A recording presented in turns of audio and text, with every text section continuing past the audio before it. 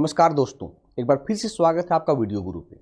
और आज वीडियो गुरु में आपके सामने फिर से बात करने वाले हैं संविधान की। और संविधान में एक कहें बहुत इंपॉर्टेंट टॉपिक बनता है पंचायती राज सिस्टम, यानी पंचायती राज व्यवस्था। अगर हम पंचायती राज व्यवस्था की बात करें तो क्या ये संविधान में पहले से था या संविधान में बाद में आया है, ये सब इस लेक्चर के जरिए समझेंगे।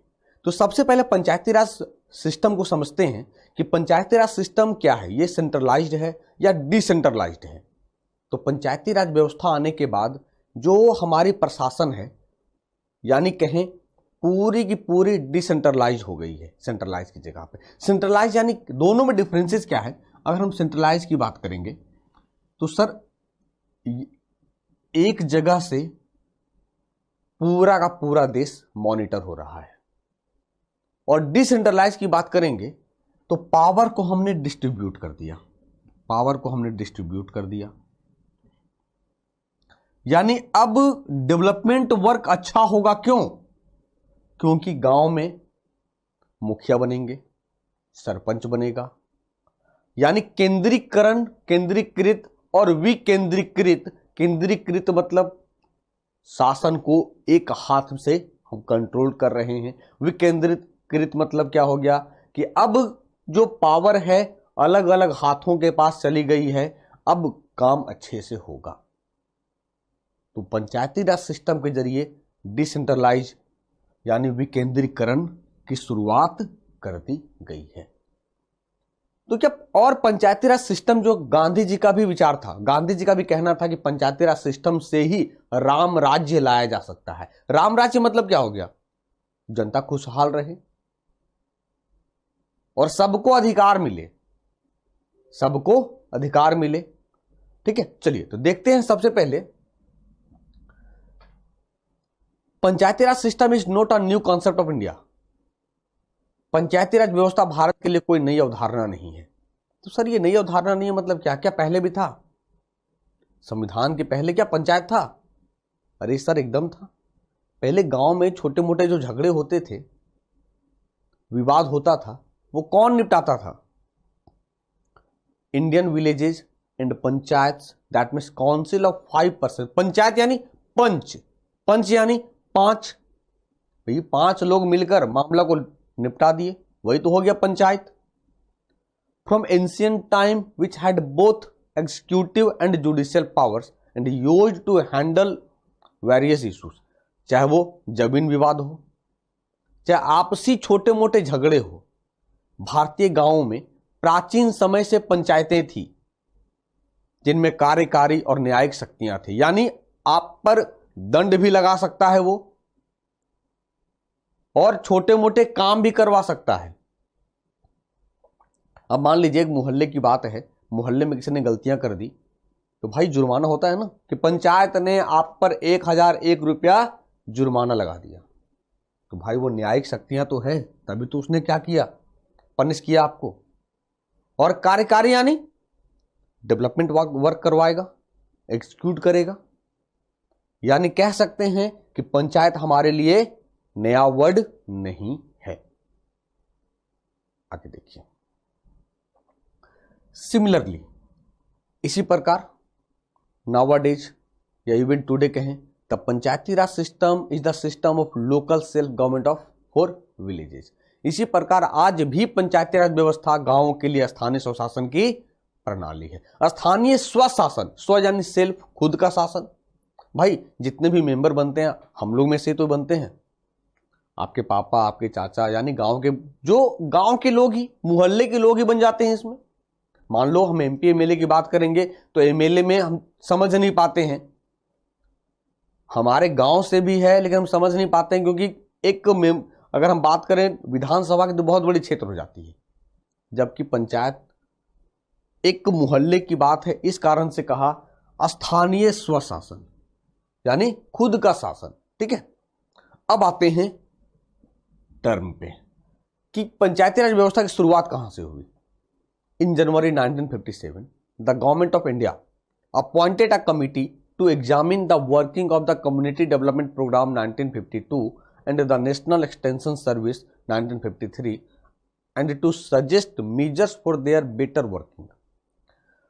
सामुदायिक विकास कार्यक्रम यानी सामुदायिक विकास कार्यक्रम गांव के कल्याण के लिए 1952 में यानी फर्स्ट 5 ईयर प्लान में सामुदायिक विकास कार्यक्रम की स्थापना की गई। और नेशनल एक्सटेंशन सर्विस 1953 राष्ट्रीय विस्तार सेवा, दोनों काम कैसा कर रहा था नहीं कर रहा था, 5 साल हो गया। तो कामकाज की जांच करने और उनके बेहतर काम करने के उपायों के बारे में, अगर काम कर रहा है तो ठीक है, अगर कहीं लैक पुलिंग है तो हम उस लैक पुलिंग को भरपाई कैसे करें। एक समिति बनाई गई 1957 में। अब आपके दिमाग में चल रहा क्या होगा कि सर ये समिति जो बनी है वो समिति क्या हो सकता है, गेस समिति का नाम क्या होगा। तो समिति का, जैसे ही 1957 पंचायती राज सिस्टम की बात करते हैं, जो समिति है कमेटी के चेयरमैन का नाम हमारे दिमाग में कैसे कौंधता है, बलवंत राय मेहता कमेटी। यानी द कमिटी, अब कमिटी बना दी गई, मैंने अभी तक बताया नहीं कौन सी कमिटी है, समझना। The committee submits its report in November 1957 and recommended the establishment of the scheme of democratic decentralisation. Class के बिगिनिंग में कहा लोकतांत्रिक विकेंद्रीकरण, केंद्रीकरण के जगह पे विकेंद्रीकरण शब्द को ऐड किया गया, यानी पावर को अब बांट दीजिए के योजना के गठन की सिफारिश की, जिसे पंचायती राज के रूप में जाना गया। लोकतांत्रिक तो है, लोकतंत्र तो है ही, तो लोकतंत्र है, केंद्रीकरण की जगह विकेंद्रीकरण कर दिया गया। तो कमेटी का नाम क्या था, बलवंत राय मेहता कमेटी, यानी बलवंत राय मेहता कमेटी। अब एक चीज समझना, बलवंत राय मेहता कमेटी बना दी गई।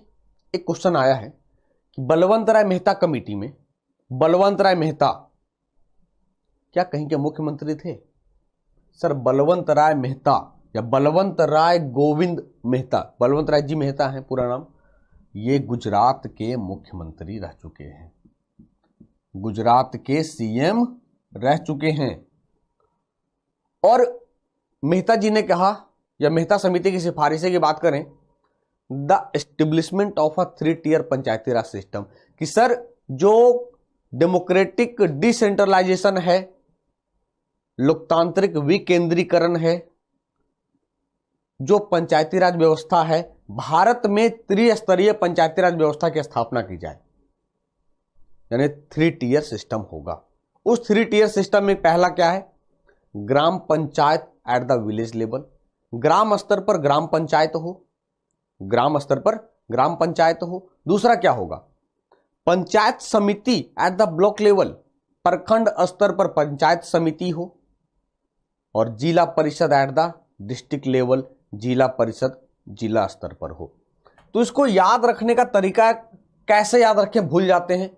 जैसे आप इसको एक व्हील बना लीजिए, व्हील बना के याद कर सकते हैं। ये हो गया, पहले क्या था समझना, पहले कहा ग्राम स्तर पर ग्राम पंचायत, ग्राम पंचायत ग्राम स्तर पर अंदर है। इसके बाद क्या कहा, प्रखंड स्तर पर पंचायत समिति। इसके बाद कहा जिला परिषद। जब क्वेश्चन आएंगे कि 3 टियर 3 स्तरीय पंचायत जो गठन है किस कमेटी के सिफारिश पर, तो मेहता समिति की सिफारिशें या बलवंत राय मेहता कमेटी की सिफारिशें पर। अब इसने रिकमेंड कर दिया, तब जाकर उस रिकमेंडेशंस को, उस सिफारिश को committee were accepted by the national development council in January 1958। जनवरी 1958 में राष्ट्रीय विकास परिषद द्वारा समिति की सिफारिशें स्वीकार कर ली गई। एनडीसी का गठन 6 अगस्त 1952 में किया गया है, और इसके चेयरमैन हमेशा प्राइम मिनिस्टर होते हैं राष्ट्रीय विकास परिषद का। और प्लानिंग कमीशन में जब योजना बनता था तो अंतिम मुहर, अंतिम समर्थन कहें, राष्ट्रीय विकास परिषद ही लगाता था। ठीक है, तो यानी अब ये स्वीकार कर लिया गया, रिकमेंड भी हो गया, इस तो रिकमेंडेशन को एक्सेप्ट भी कर लिए। अब बात बनता है लागू करने का। ये लागू कहां हुआ? तो इस योजना को कहें हम कि Rajasthan was the first state to establish panchayati raj. Panchayati raj की स्थापना करने वाला राजस्थान भारत का पहला राज्य था। कहां से इनोग्रेट हुआ? The scheme was inaugurated by the prime minister JL Nehru on 2 October 1959 in Nagaur district. इस योजना का उद्घाटन करते हैं भारत के पहले प्रधानमंत्री जवाहरलाल नेहरू ने। कहां से? राजस्थान के नागौर जिले से। कब किया? तो गांधी दिवस के दिन 2 अक्टूबर 1959 को। यानी याद रहे, पंचायती राज व्यवस्था को लागू करने वाला पहला राज्य राजस्थान। जिला की बात करेंगे नागौर डिस्ट्रिक्ट। अगर हम डेट की बात करें पार्टिकुलर तो 2 अक्टूबर 1959। और राजस्थान के बाद Rajasthan was followed by Andhra Pradesh. Rajasthan के बाद दूसरा राज्य था आंध्र प्रदेश, जिसने 1959 में भी इस प्रणाली को अपनाया था।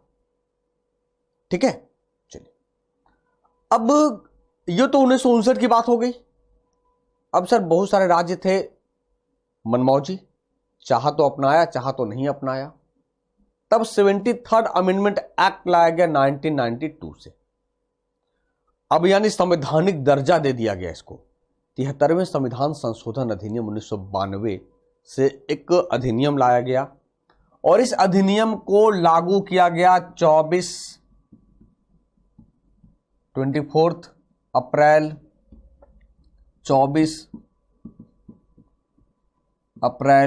1993 से। इस कारण से 24 अप्रैल को पंचायती दिवस सेलिब्रेट करते हैं। पंचायती दिवस सेलिब्रेट करते हैं। जब आपके एग्जाम में पूछा जाए पंचायती राज व्यवस्था कब लागू हुआ?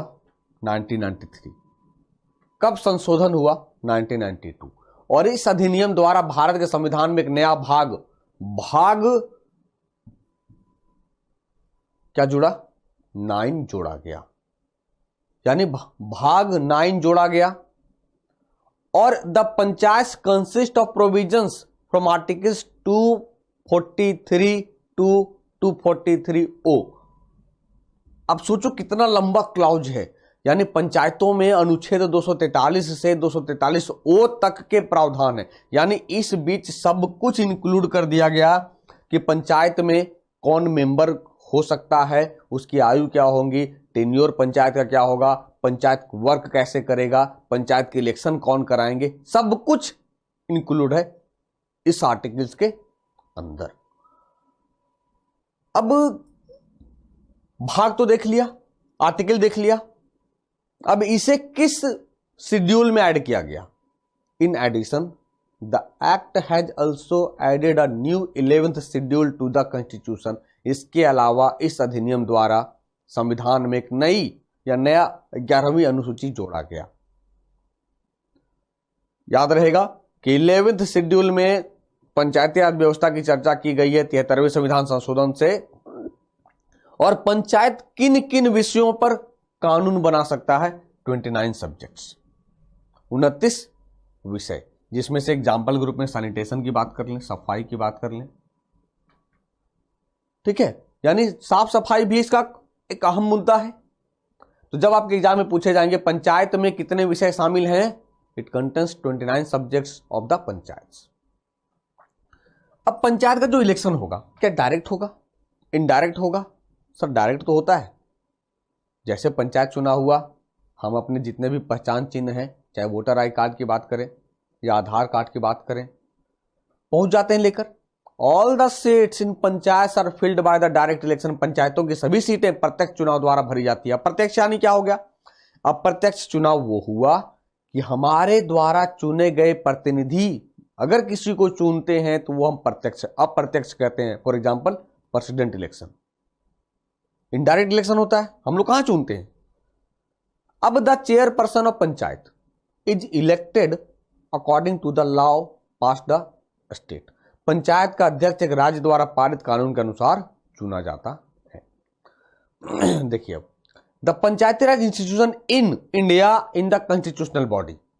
भारत में पंचायती राज संस्था संवैधानिक संस्था हो गई है 73rd अमेंडमेंट एक्ट 1992 से, और 1992 में ये आया, 1993 से लागू हुआ। एक क्वेश्चन और मैं जोड़ दूं कि जब इसे संवैधानिक दर्जा मिल गया, संवैधानिक दर्जा मिलने के बाद पहला राज्य कर्नाटक था जो पंचायती राज व्यवस्था को लागू किया। जब क्वेश्चन आएंगे कि 73वें संविधान संशोधन के बाद पहला राज्य कौन था जो पंचायती राज व्यवस्था को लागू किया, कर्नाटक। जम्मू कश्मीर में पंचायती राज व्यवस्था लागू नहीं है। Establishment of panchayat in every state. प्रत्येक राज्यों में पंचायतों की स्थापना की गई है आर्टिकल नंबर 243 बी के तहत।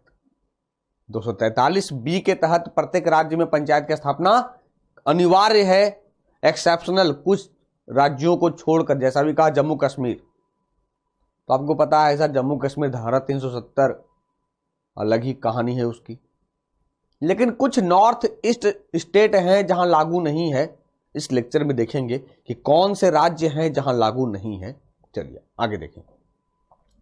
क्या सीटें रिजर्वेशन भी है क्या? तो जैसे लोकसभा राज्यसभा में है, राज्यसभा में नहीं है, याद रखना। लोकसभा में और विधानसभा में रिजर्वेशन है शेड्यूल कास्ट शेड्यूल ट्राइब का। तो वैसे ही seats are reserved in panchayat for the scheduled caste and scheduled tribes in proportion to their population. अनुसूचित जातियों और अनुसूचित जनजातियों के लिए पंचायतों में उनकी जनसंख्या के अनुपात में सीटें आरक्षित है, सीटें रिजर्व रख दी गई है। तो क्या महिलाओं को भी दिया गया है? कितना दिया गया? अच्छा, रिजर्व है तो कितना है? कुछ तो पार्टिकुलर होगा, है। महिलाओं का भी है। Out of the reserve seats, अब जितना रिजर्व है उसमें से 1/3 आरक्षित सीटों में से 1/3 अनुसूचित जाति और अनुसूचित जनजाति के महिलाओं के लिए भी आरक्षित है, आर्टिकल नंबर 243 डी। अब सवाल उठता है सर, क्या केवल शेड्यूल कास्ट और शेड्यूल ट्राइब की महिलाएं के लिए रिजर्व है? हम तो सर देखते हैं अपने पंचायत में कि कोई भी महिलाएं खड़ी हो जाती है। तब उस सिचुएशन में ये 1/3 ऑफ द टोटल सीट्स, प्रत्येक पंचायत में प्रत्यक्ष चुनाव द्वारा भरी जाने वाली कुल सीटों में से 1/3 महिलाओं के लिए आरक्षित है। अब इसे कर दिया गया कई राज्यों में 50% तक। और याद रहे, महिलाओं को रिजर्वेशन केवल और केवल स्थानीय चुनाव में ही है दी गई है, ना लोकसभा में है ना विधानसभा में है, कोई चुनाव में नहीं है। अब देखिए, ग्राम पंचायत जब इलेक्शन हो जाएगा तो कितने वर्ष के लिए काम करेगा? आर्टिकल 243। सर आर्टिकल को एकदम फोकस करिएगा, कई बार परेशान करता है ये। The tenures of the village panchayat have been fixed to 5 years under article 243E। ग्राम पंचायतों का कार्यकाल अनुच्छेद 243E के तहत 5 वर्ष निर्धारित किया गया है, और जैसे ही 5 वर्ष होगा आपको 6 महीने के अंदर इलेक्शन कराना पड़ेगा। 6 माह के अंदर आपको चुनाव कराना पड़ेगा। क्लियर है? आ रही बातें समझ में? चलिए, तो सर पंचायत सदस्य कौन बन सकता है? आयु कितनी होगी? जैसा कि सर आपने बताया, सीएम की आयु 25 साल अगर वो विधानसभा के सदस्य हैं, विधान परिषद का है तो 30 साल, प्रधानमंत्री के साथ भी ऐसा ही सिचुएशन। लोकसभा के मेंबर है 25 वर्ष, राज्यसभा के मेंबर है 30 years, president vice president governor 35 years।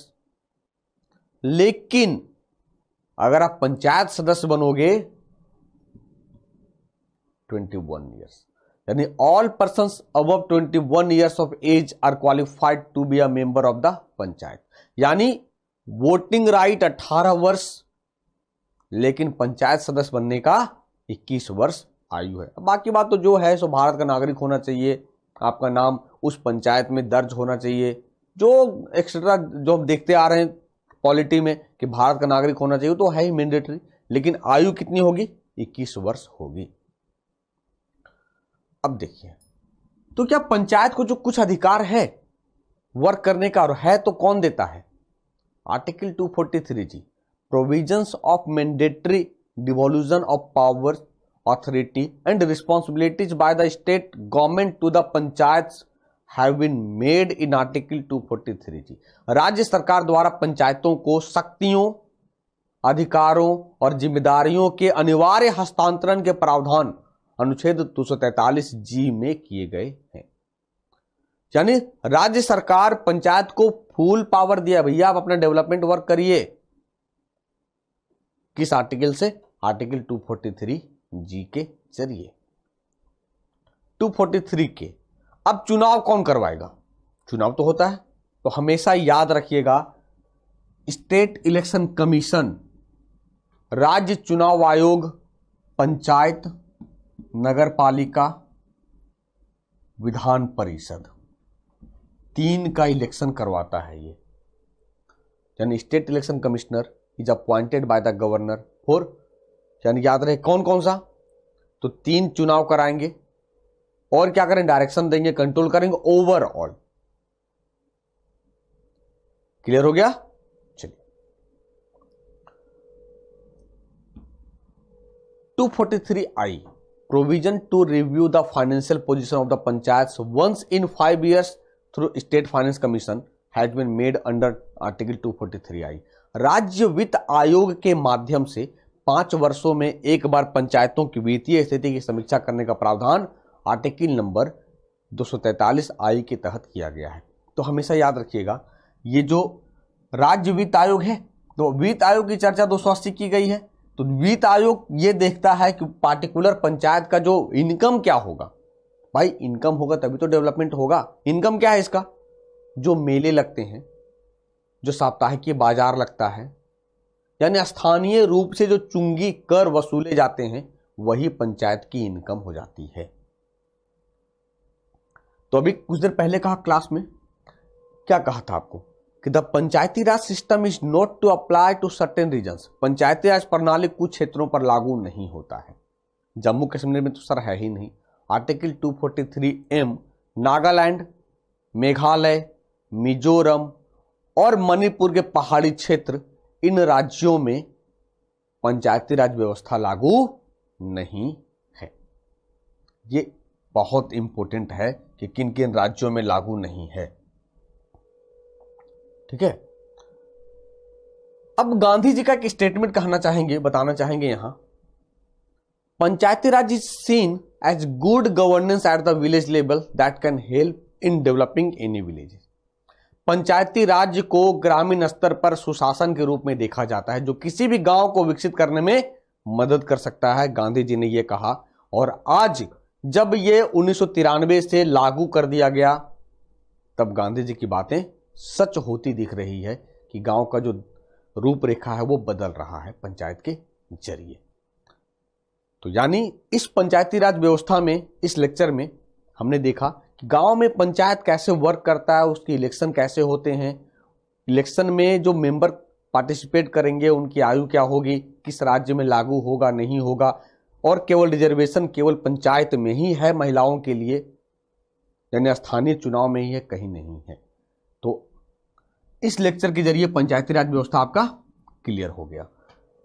ठीक है, चलिए तो मिलेंगे फिर से नेक्स्ट लेक्चर में, तब तक के लिए